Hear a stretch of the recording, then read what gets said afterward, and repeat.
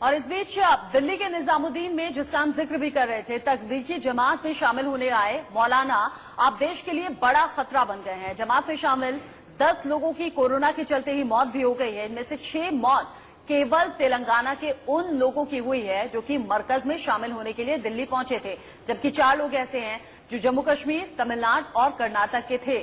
जबकि करीब 200 लोग ऐसे हैं जिनके कोरोना से संक्रमित होने की आशंका भी बनी हुई है। सबकी जांच जारी है। देखिए, इंडिया न्यूज पर खबर दिखाए जाने के बाद इस जमात में शामिल होने वालों पर अलग अलग राज्यों की सरकारें अब एक्शन में दिखाई दे रही हैं।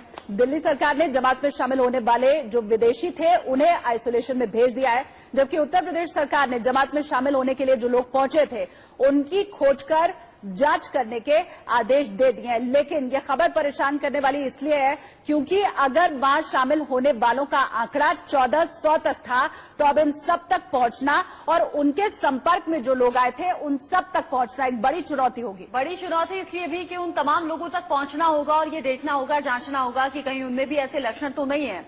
आदित्य नायर इस खबर पर ज्यादा अपडेट के साथ जुड़ गए हमारे साथ। आदित्य, फिलहाल का ताजा अपडेट जरा बताइए। जो बसेस वहां से रवाना हो रही थी लोगों को ले लेकर टेस्ट कराने के लिए, वहां से अपडेट क्या कुछ मिल रहा है? और साथ ही साथ चुनौती ये भी कि जितने लोग वहां शामिल हुए थे मरकज में, उन सभी तक पहुंचना, उनकी जांच करना कैसे संभव हो पाएगा?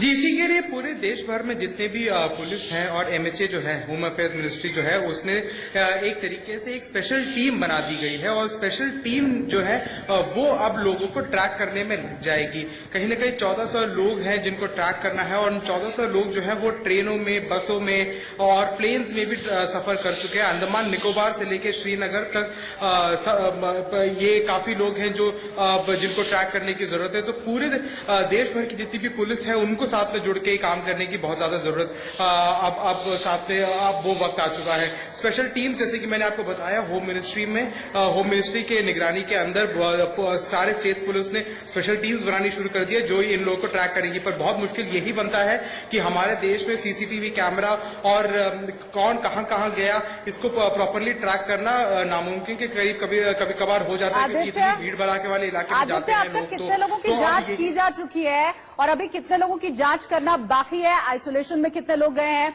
कुछ इस बारे में जानकारी? जी, अभी तक 300 लोग ऐसे हैं जो कल से ही निजामुद्दीन के उस दरगाह से वहां से निकालकर उनको टेस्टिंग लैब भेज दिया गया था।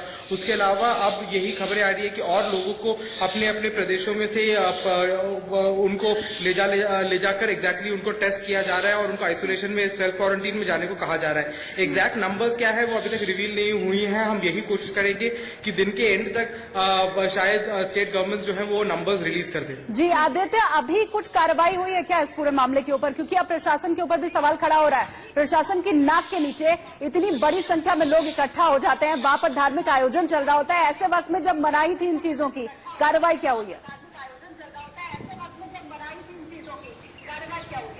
जी बिल्कुल, कहीं ना कहीं प्रशासन पे बहुत सारा सवाल जरूर खड़े होता है कि क्वारंटीन को लागू क्यों नहीं किया गया, लोगों को ये जो लोग बाहर देश से आए थे उनको ट्रैक क्यों नहीं किया गया, उनको सेल्फ क्वारंटीन तोड़ने कैसे दिया गया और 1400 से ज्यादा लोगों को एक जगह पे इकट्ठा होने कैसे दिया गया, जबकि लॉकडाउन पूरे देश में ऐलान हो चुका था और उससे एक दिन पहले जनता कर्फ्यू का ऐलान हो चुका था। तो ये प्रशासन पे सवाल जरूर उठता है। प्रशासन अभी काफी लोगों पे केस दर्ज करने की बातें कर रही है। अभी के लिए सबसे पहला उनका कदम यही है कि लोगों को आइडेंटिफाई करे और उनको आइसोलेट करे और उनको क्वारंटीन करे और टेस्ट करे।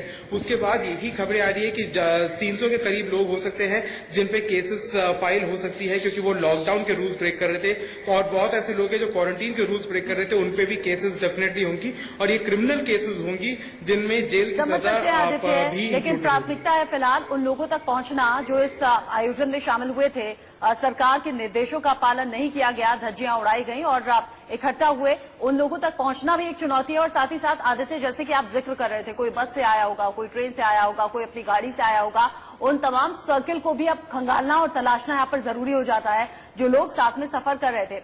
आदित्य, नजर आप बना के रखिएगा इस बड़ी खबर पर। जैसे ही और अपडेट मिलेगा अपने दर्शकों तक पहुंचाएंगे और साथ ही साथ अपने दर्शकों से ये भी अपील शालिनी हम कर लेते हैं कि जो यहाँ पर हुआ वो आप मत कीजिए, अपने घरों में रहिए, लॉकडाउन का पालन कीजिए। अगर आप इसका उल्लंघन करते हैं तो नुकसान आपका ही होगा। एक छोटे से ब्रेक के लिए यहाँ पर रुक रहे हैं, फौरन लौटेंगे। विनाश इसका लक्ष्य